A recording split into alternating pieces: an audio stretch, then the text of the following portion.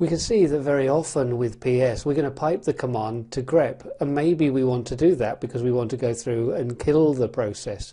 So we're going to look at some shortcut tools that have been created to make this easier for us, pgrep and pkill.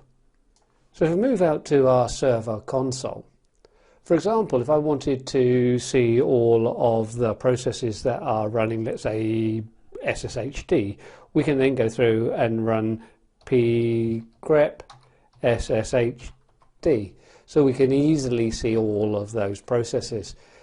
There aren't switches to this, so I can't really see too much other than this, but what we can do to make it really useful, if we go ps minus, and we'll get, let's say, a extra full listing of the process, and all we need to do is go through and take a look at the output of pgrep and then sshd. So in this way we can get an extra full listing of all of the SSHD processes. So we can see that we've taken each one of those process IDs and have passed them through then to PS minus capital F. Let's clear out the screen.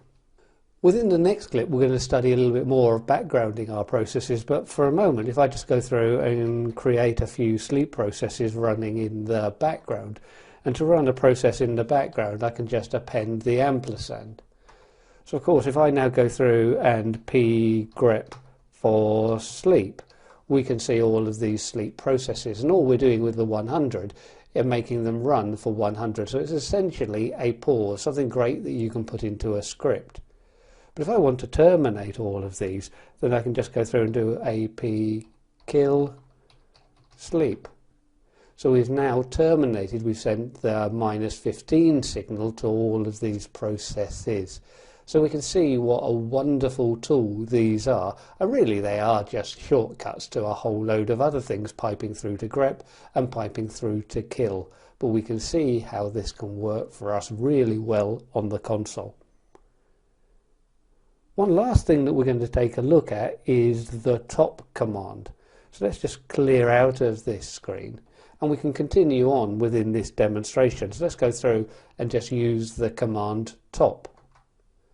We can see now that this then starts sorting my resources, and by default it's sorting the resources based on processor time.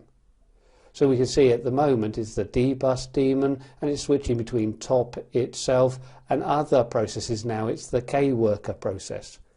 But we also see some extra information at the top of the screen. We get to see our uptime, so we've been up for 1 day and 1 hour and 37 minutes.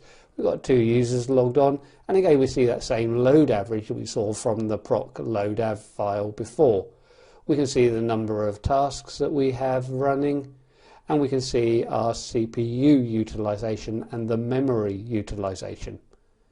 Now, as I said, what we're looking at here are the processes being sorted by the CPU utilization.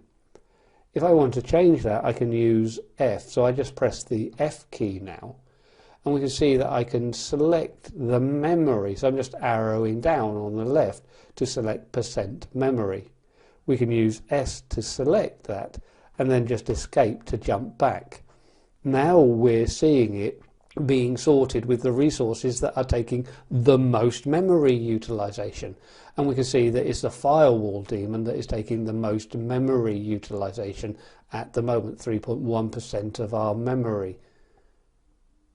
This will stay far more consistent than the CPU utilization, as memory generally doesn't change that much on a running system once the process is loaded. If I want to jump out of this, I can then just use Q to quit. I'm going to clear my screen now, and we're going to drop ourselves back comfortably into the slide so we can summarize this section for you.